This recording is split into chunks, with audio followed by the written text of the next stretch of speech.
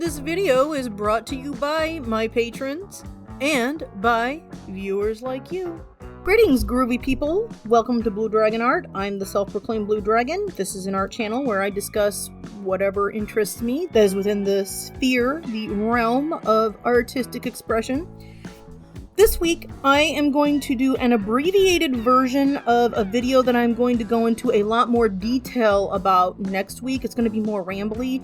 This is just the nitty-gritty bones of how I work and what I do on the specific project that I'm tackling right now, which is an autobiographical / biographical zine or graphic novel that is something that I want to either put into print and sell at events, or maybe even just keep it to myself, depending on how I'm feeling. I don't know. I haven't decided yet, but it's a very personal zine, and I wanted to kind of give everyone out there an idea of how I've been tackling this, in hopes that if you were trying to think of like a process or do this for the first time, you've never done a comic, don't have much experience in writing it and everything, or laying it out, I'm hoping that this will offer a little bit of guidance. And since the topic is like zines, there's not that anxiety of influence, not that imposter syndrome that you have weighing on your shoulders, because in my opinion,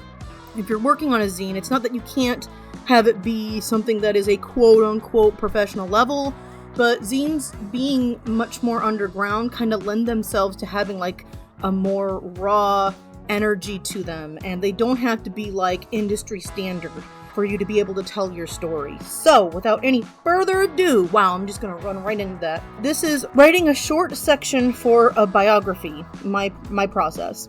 Okay, so the first thing that I do is I brainstorm, and that's obvious for just about most stories. People want to have like an idea of what they want to say or where they're going to go. My personal process, because I'm working on these little vignettes, these little short stories that are all going to be connected and kind of have a thread running through them, what I do is I focus on a chapter or a section at a time. And I will sit down with my sketchbook and I will just draft out whatever scenario it is that I want to talk about.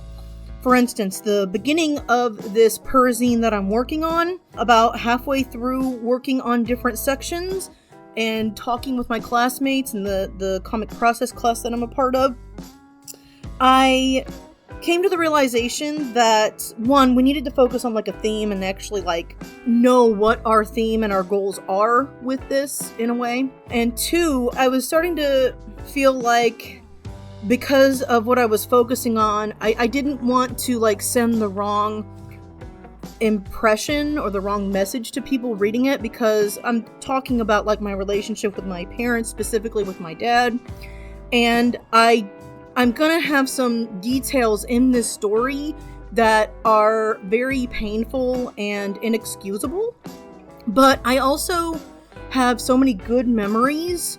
I realized that I needed to set out and be clear about how, although these are things that have happened and ways that I feel about these specific actions and events, I wanted to make it clear that I do not hate either of my parents, specifically my dad.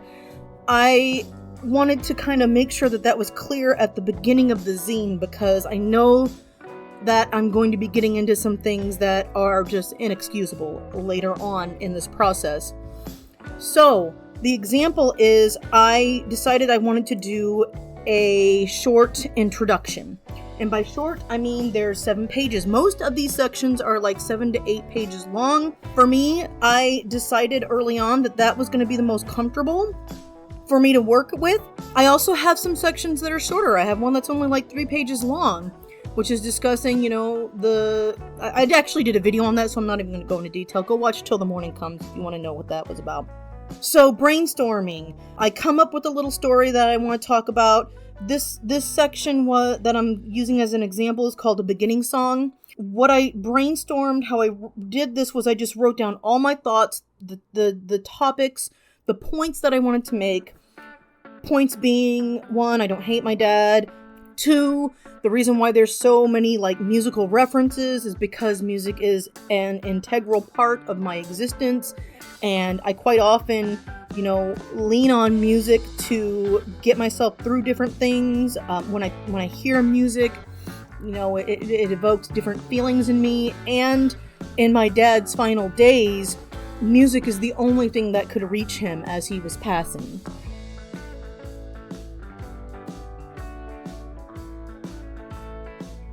So I had all these like thoughts kind of stirring around in my head, and that's my brainstorming section. That's how I started out. I write down just all my thoughts on the process in my notebook, and then after I've got all my thoughts down, number 2, the next step that I do is I go through and I start rereading it, obviously, because I need to read what I've written and see if there's something that I think could be omitted. Is there something that I think would be more important to add to the story? That second part is where I start figuring out what chunks of writing would work well on a single page.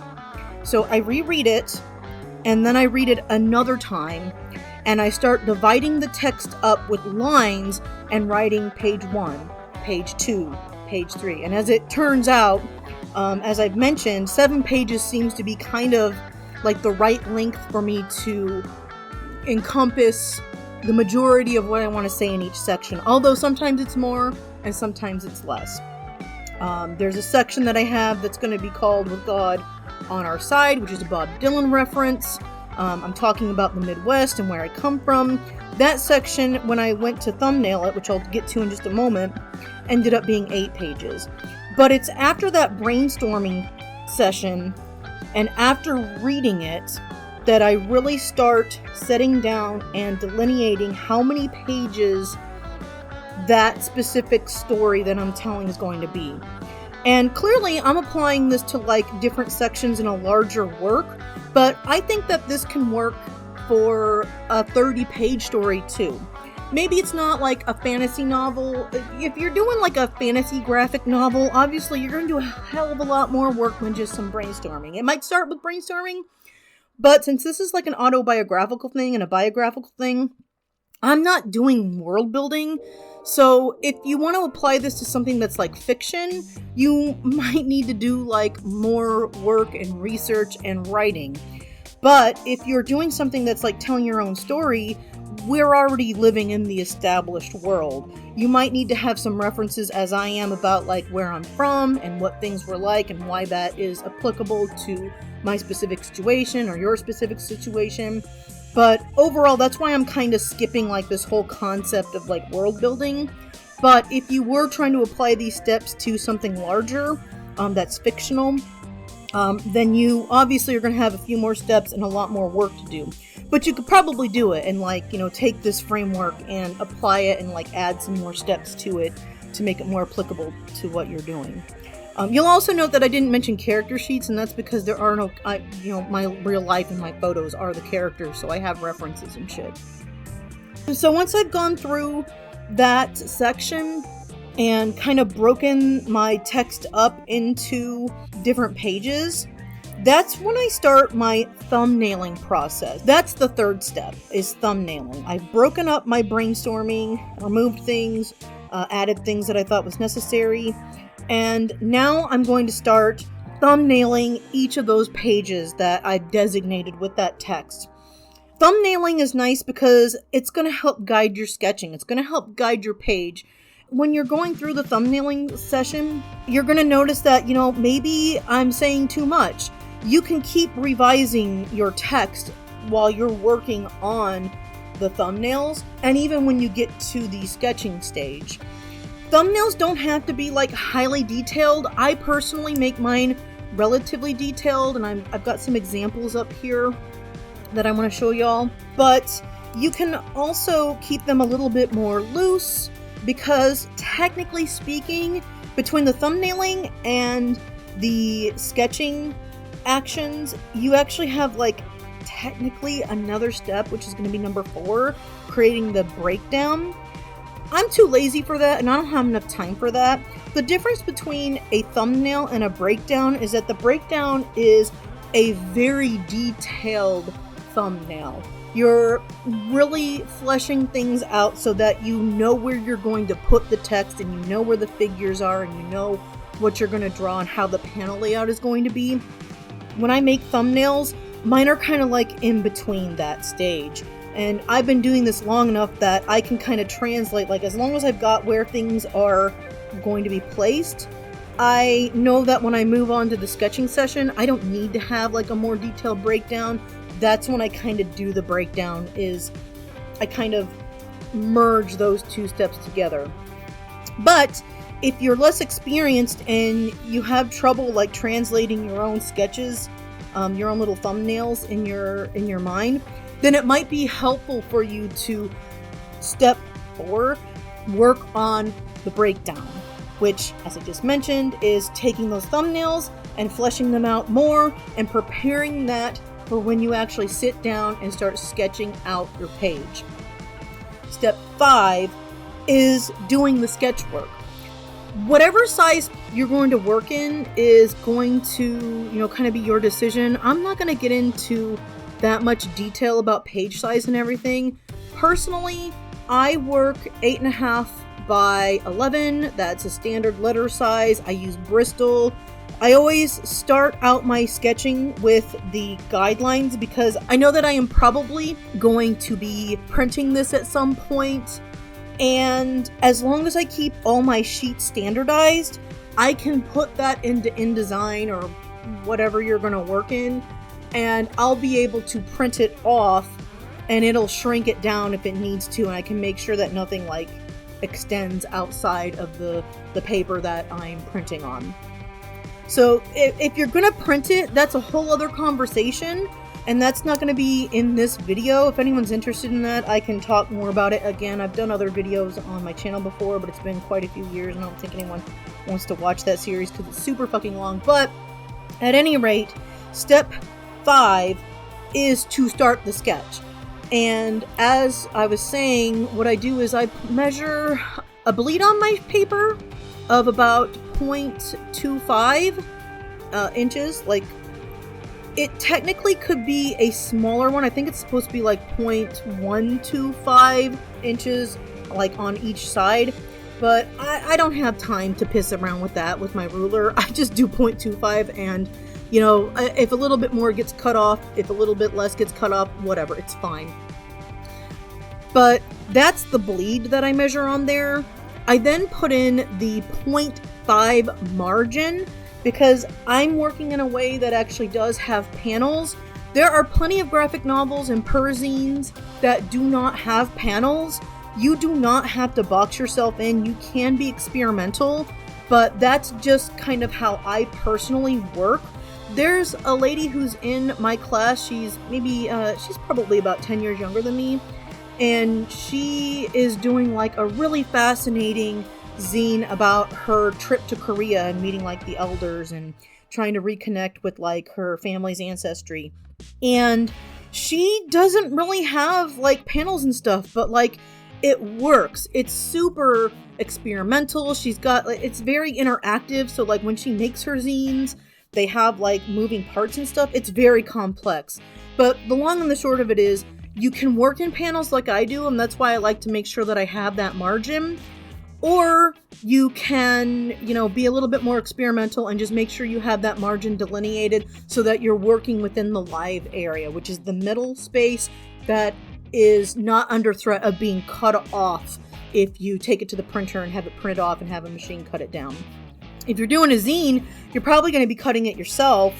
And so you can kind of keep a closer eye on that and maybe be, I don't want to say more accurate than a machine, but you're probably going to see if you're fucking up and misaligning your pages and stuff, you know what I'm saying? And I've done that many a time.